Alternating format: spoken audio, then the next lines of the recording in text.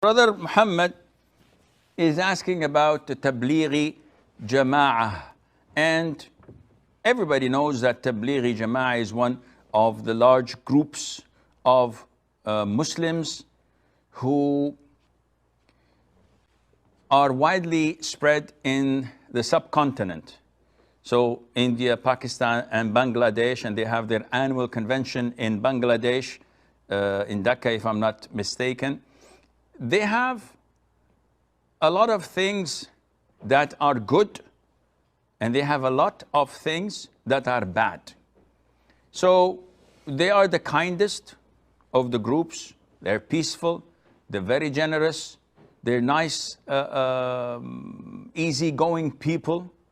I know a lot of them, and they used to visit me in my home, and we used to talk. They're very kind, very generous.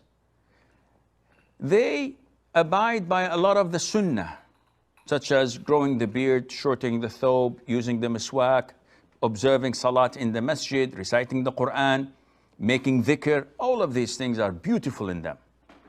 However, they have a lot of innovated things, like their 6 usul, depending on Tableeghi Nisab, the book, and Fazail al-A'mal, which is filled of innovative and fabricated and weak hadiths.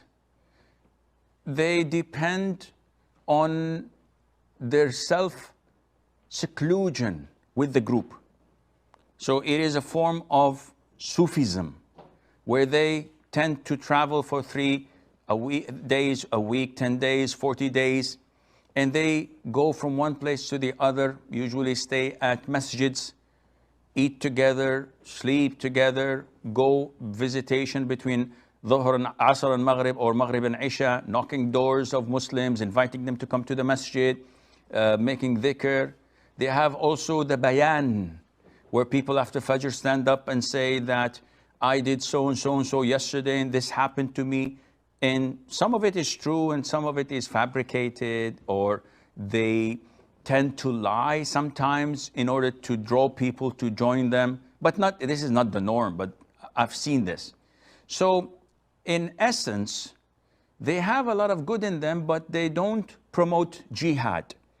They do not promote scientific circles of knowledge, because they think that this fuels dispute, whether this is halal or haram. So they refrain from learning a lot of the knowledge, and that is why you don't find a lot of academics among them. And if you listen to their leaders, all of their tales and hadiths, the vast majority of it are fabricated. They have no knowledge in Sharia, yet they speak, and they're storytellers. In short, as people, they are good. If they visit you, welcome them in, give them food, talk to them, try to draw them a little bit to the sunnah as much as possible. Going out with them is totally not recommended, except for those who have knowledge. So if you are a highly decorated student of knowledge, and they're willing to listen to you, and they invite you to go with them for 3 days, go. In these 3 days, give them da'wah. Infuse them with knowledge of following the sunnah, of the correct aqeedah, of submitting their will to Allah, not to their leadership. And if you succeed in that, that's a lot of good, insha'Allah Azza wa Jalla. Allah knows best.